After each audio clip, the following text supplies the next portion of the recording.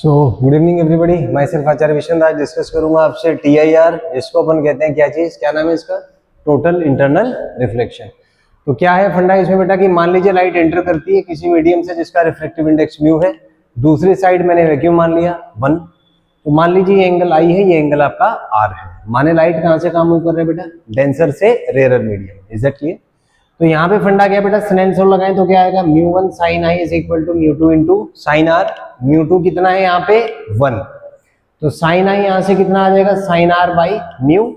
तो अगर हम सोचें कि sin I का मैक्सिमम वैल्यू निकाल लेते हैं तो क्या आएगा भाई, sin R का maximum value divided by mu. Concept समझ आया बेटा? अब sin का मैक्सिमम वैल्यू होता है बेटा 1, कितना 1, कितने डिग्री पे भाई, 90 डिग्री और π/2 रेडियन। तो sin I का मैक्सिमम निकालने के लिए मैंने sin R का वैल्यू क्या रख दिया यहाँ पे 1, यहाँ क्या रख दिया म्यू। तो यहाँ से बेटा मेरा एंगल आ जाएगा I max is equal to sine inverse of 1 by mu. क्या आ जाएगा, sine inverse of 1 by mu. तो इसको मैंने एक नाम दे दिया क्रिटिकल एंगल। क्या नाम दे दिया जी, critical angle. Is that clear बेटा? तो क्या होता है कि अगर हम देखें कि I अगर थीटा क्रिटिकल से ज्यादा है तो स्नेल्स लॉ एप्लीकेबल नहीं होगा, क्योंकि स्नेल्स लॉ के according maximum angle theta critical possible है, जिसपे एंगल ऑफ रिफ्लेक्शन 90 डिग्री आएगा। Is that clear? तो अगर हम सोचें कि अगर I थीटा क्रिटिकल से बड़ा है तो क्या हो जाएगा, तो माने इसका मतलब ये है कि स्नेल्स लॉ फेल हो जाएगा, वहां पे इट्स नॉट एप्लीकेबल। तो कुछ तो होगा, स्नेल्स लॉ फेल हो गया माने रिफ्रैक्शन नहीं होगा। इसको आप एक्सपेरिमेंटली प्रूव कर सकते हैं। आप क्या करें, एक वो लें, कंटेनर लें, उसमें पानी भर लें और उसमें ना कंटेनर ऊपर रख लीजिए, नीचे से लेजर लाइट एक छोड़िए। तो क्या होगा, अगर एक एंगल कम है तो आप देखेंगे एक तो लेजर लाइट नीचे जाएगी, एक स्पॉट नीचे बनेगा, एक स्पॉट ऊपर बनेगा। लेकिन अगर आप एंगल बढ़ाते जाए बढ़ाते जाए बढ़ाते जाए, एक सर्टेन एंगल ऐसा आएगा जिसके बाद नीचे वाला स्पॉट गायब हो जाएगा पूरा, और जो ऊपर स्पॉट बन रहा है उसकी इंटेंसिटी बढ़ जाएगी, जिसको कहते हैं total internal reflection. Is that clear बेटा? तो ये इसको विजुअलाइज आप कर सकते हैं। तो इसमें जो कॉन्सेप्ट आया वो ये आया कि कंडीशंस क्या होंगी। तो पहली condition I should be greater than theta critical, और दूसरी बात जो हम पहले से बोल के चले थे वो थे light should move from denser to rarer medium. Is that clear? अब इसकी एनालिसिस देखते हैं कि जो बेटा क्रिटिकल एंगल आया वो आया आपका sign inverse of 1 by mu. Sign inverse of 1 by mu माने ये कह सकते हैं कि भाई जिसका म्यू ज्यादा होगा उसका 1 बाई म्यू छोटा होगा, नहीं? और जिसका 1 बाई म्यू छोटा होगा उसका थीटा क्रिटिकल भी छोटा होगा, नहीं? थीटा क्रिटिकल छोटा होगा तो TIR आसानी से होगा, इजीली, नहीं? इसलिए आपने देखा होगा एक एग्जांपल है पे डायमंड। क्या खास बात है डायमंड में, ब्रिलियंस। क्या ब्रिलियंस कहें इसको, या उसको कहा जाता है ग्लिटर। चमक होती है उसके अंदर, वो चमक क्यों है, बिकॉज ऑफ TIR। और ये TIR इसमें आसानी से होता है, क्यों? क्योंकि इसका जो थीटा क्रिटिकल है वो बहुत छोटा होता है, लगभग 24 डिग्री के आसपास, क्योंकि इसका जो म्यू है वो लगभग 2.5 होता है, बहुत ज्यादा होता है। तो डायमंड में खास बात है कि डायमंड के लिए थीटा क्रिटिकल लेस कम होता है, कह सकते हैं कि एक लेस वैल्यू होता है इसका, और इसका कारण है क्योंकि इसका म्यू बहुत हाई होता है, ठीक है? इसी वजह से एक बार लाइट अगर डायमंड में एंटर करेगा, इसमें जैसे मान लीजिए डायमंड दिया हुआ है, तो लाइट अगर एक बार इसमें एंटर करेगा बेटा, ये इंटरनली रिफ्लेक्ट होता रहेगा। These are multiple TIR। क्या होते हैं इसमें, मल्टीपल TIR होते हैं। और जाहिर सी बात है जितनी बार वो रिफ्लेक्ट होगा उतना उसमें ब्रिलियंस है, चमक उतना बढ़ेगा। तो इसी की वजह से इसमें ग्लिटर होता है, चमकता है बहुत ज्यादा, ग्लिटर इसी की वजह से होता है। Is that clear? अच्छा, एक फंडा यहां से और देख सकते हैं बेटा कि जिसका म्यू ज्यादा उसका क्रिटिकल एंगल कम।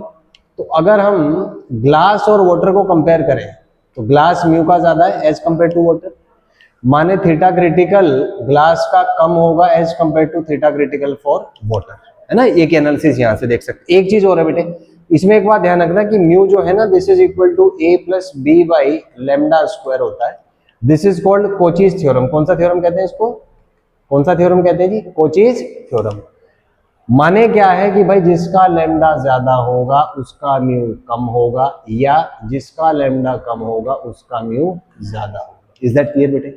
तो इसमें अब एक स्पेक्ट्रम आता है आपका, विबग्योर। नाम सुना होगा आपने, विबग्योर सुना है नाम? नाम नहीं सुना? White light VIBGYOR, 7 colours rainbow देखा होगा, वो यही तो होता है VIBGYOR. 7 colours, violet, indigo, blue, green, yellow, orange, red. चलो कोई बात नहीं। इसमें बेटा फंडा क्या है कि लैम्डा जो है ये मैक्सिमम होता है आपका रेड का। किसके लिए? मैक्सिमम रेड के लिए। और बेटा मिनिमम होता है ये वॉयलेट का। क्या चीज? मिनिमम किसका होता है जी? वॉयलेट का।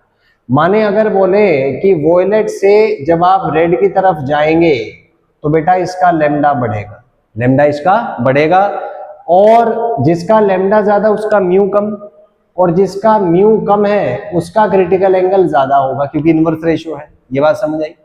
या जिसका लैम्डा कम उसका म्यू ज्यादा, और उसका म्यू ज्यादा तो उसका थीटा क्रिटिकल कम। माने कंक्लूजन क्या निकला? जिसका लैम्डा ज्यादा उसका क्रिटिकल एंगल भी ज्यादा होगा, या जिसका लैम्डा कम होगा उसका क्रिटिकल एंगल भी कम होगा।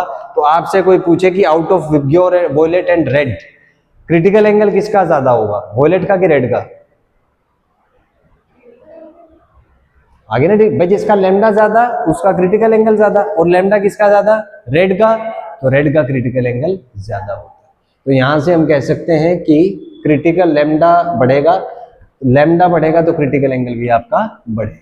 इसका मतलब ये कह सकते हैं बेटा कि क्रिटिकल एंगल मैक्सिमम किसका भाई?